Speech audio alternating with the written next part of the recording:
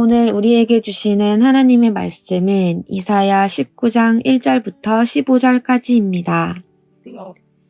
애굽에 관한 경고라. 보라, 여호와께서 빠른 구름을 타고 애굽에 임하시리니 애굽의 우상들이 그 앞에서 떨겠고 애굽인의 마음이 그 속에서 녹으리로다. 내가 애굽인을 격동하여 애굽인을 치리니 그들이 각기 형제를 치며 각기 이웃을 칠 것이요 성읍이 성읍을 치며 나라가 나라를 칠 것이며 애굽인의 정신이 그 속에서 쇠약할 것이요 그의 계획을 내가 깨트리리니 그들이 우상과 마술사와 신접한 자와 요술객에게 물으리로다. 내가 애굽인을 잔인한 주인의 손에 붙이리니 포악한 왕이 그들을 다스리리라. 주 만군의 여호와의 말씀이니라. 바닷물이 없어지겠고 강이 잦아서 마르겠고 강들에서는 악취가 나겠고 애굽의 강물은 줄어들고 마름으로 갈대와 부들이 시들겠으며 나일 가까운 곳 나일 언덕의 초장과 나일강 가까운 곡식밭이 다 말라서 날려가 없어질 것이며 어부들은 탄식하며 나일강에 낚시를 던지는 자마다 슬퍼하며 물 위에 그물을 치는 자는 피곤할 것이며 세마포를 만드는 자와 배 짜는 자들이 수치를 당할 것이며 그의 기둥이 부서지고 품꾼들이 다 마음에 근심하리라. 소안의 방백은 어리석었고 바로의 가장 지혜로운 모사의 책략은 우둔하여졌으니 너희가 어떻게 바로에게 이르기래 나는 지혜로운 자들의 자손이라 나는 옛 왕들의 후예라 할 수 있으랴. 너의 지혜로운 자가 어디 있느냐. 그들이 만군의 여호와께서 애굽에 대하여 정하신 뜻을 알 것이요 곧 내게 말할 것이니라. 소안의 방백들은 어리석었고 노베 방백들은 미혹되었도다. 그들은 애굽 종족들의 모퉁이 돌이 거늘 애굽을 그릇가게 하였도다. 여호와께서 그 가운데 어지러운 마음을 섞으셨으므로 그들이 애굽을 매사에 잘못 가게 함이 취한 자가 토하면서 비틀거림 같게 하였으니 애굽에서 머리나 꼬리며 종려나무 가지나 갈대가 아무 할 일이 없으리라. 아멘.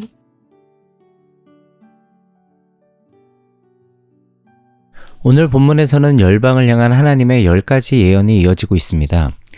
실존하는 국가 중에서는 그 마지막에 해당하는 애굽에 대한 경고인데요. 중요한 것은 이 예언을 듣고 있는 1차 청자들이 애굽이 아니라 하나님의 백성이라는 사실입니다. 하나님은 그분이 택하신 백성과 교제하십니다. 그리고 그 교제 안에는 하나님의 계획과 하나님의 비전, 하나님의 생각과 마음을 나누는 것이 포함되어져 있습니다. 우리도 하나님과의 교제 안에서 하나님의 뜻을 알아갈 수 있습니다. 여기서의 애굽은 여전히 강대국인 나라입니다.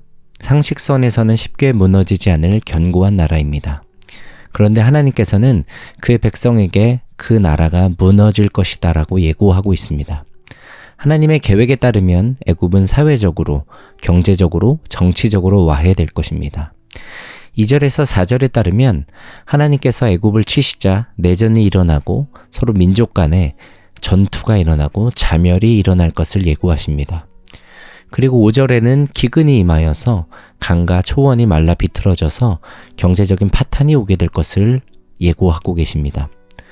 또 11절에서는 하나님께서 애굽의 책사들을 혼미하게 하셔서 외교적으로 그릇된 판단이 이어지게 될 것이다 라는 것을 암시하고 있습니다. 실제적으로 이 일은 일어났습니다. 아마도 BC 5세기에서 6세기경 역사적으로 성취된 것으로 보입니다. 그런데 이 말씀이 성취되었을 그 당시에 애굽을 포함한 주변의 국가들은 이 일이 왜 일어났는지, 누구에 의하여 일어났는지 알 까닭이 없었을 것입니다. 하지만 우리를 포함한 이스라엘 백성은 다릅니다. 우리에게는 이 예언이 주어졌기 때문에 하나님의 계획이 어떻게 성취되었는지, 이 모든 것이 하나님의 주권이었다라는 것을 향한 확신을 가질 수가 있습니다. 이스라엘 백성들이 처음 이 예언을 받았을 때 그들은 이 말씀을 잘 믿을 수 있었을까요? 여전히 애굽은 무너지기 쉽지 않은 그런 나라였습니다. 근데 그들은 믿어야만 했습니다. 하나님은 크게 두 가지를 말씀하신 것인데요. 첫 번째는 누가 하겠다, 두 번째는 어떻게 하겠다였습니다. 이 약속을 믿기 위해서 더 중요한 것은 어떻게 보다는 누가 하겠다에 중요한 방점이 있는 것입니다. 그러니까 하나님의 말씀 혹은 하나님의 약속이 우리에게 주어질 때 우리에게 요구되는 것은 그 약속을 주시는 분에 대한 권위를 신뢰하는가에 대한 문제입니다. 인식론에서 말하는 것 중에 하나가 믿음은 증거에 의한 것이라기보다는 권위에 의한 것이다 라는 말이 있습니다. 그러니까 우리가 어떠한 사실을 믿고자 할 때 요구되는 것은 구체적인 증거이기 이전에 신뢰할 만한 사람들의 말에 의하여서 우리가 믿음을 취한다라는 내용입니다. 이렇게 말할 수 있겠습니다. 하나님이 우리에게 어떤 약속을 주셨다면 그것이 어떻게 이루어지는가는 그렇게 중요하지 않습니다. 누가 그 약속을 주셨는가가 중요한 것이죠. 우리 앞에 불가능해 보이는 산적한 문제들이 있을 것으로 압니다. 국가적으로도 그러한 일이 있겠고요. 가정적으로도 혹은 교회적으로도 산적한 문제들이 있습니다. 개인적으로도 애굽처럼 상식선에서는 해결하기 어려운 상황들이 내 앞에 놓여 있는 일들이 적지 않을 것입니다. 많은 순간에 우리는 어떻게를 알고 싶어서 발을 동동 구르곤 합니다. 이게 어떻게 해결되지? 이것이 어떻게 가능하지? 이것을 어떻게 뚫고 나가지? 이 어떻게 해결되는 것인가를 알지 못하기 때문에 두려워하고 좌절하고 염려하고 낭망하고는 하는 것이 우리의 모습인 것입니다. 그러나 진짜 중요한 것은 어떻게에 있지 않습니다. 누가에 있습니다. 누가 약속하셨는가? 누가 말씀하셨는가? 누가 주도하고 계신가? 우리의 믿음은 어떻게 놓여 있어서는 안 되고 누가에 놓여 있어야 합니다. 누가 하는지를 신뢰하고 그 권위 안에 거하기 시작할 때 그분이 어떻게 하시는가를 우리에게 나타내 보이실 것입니다.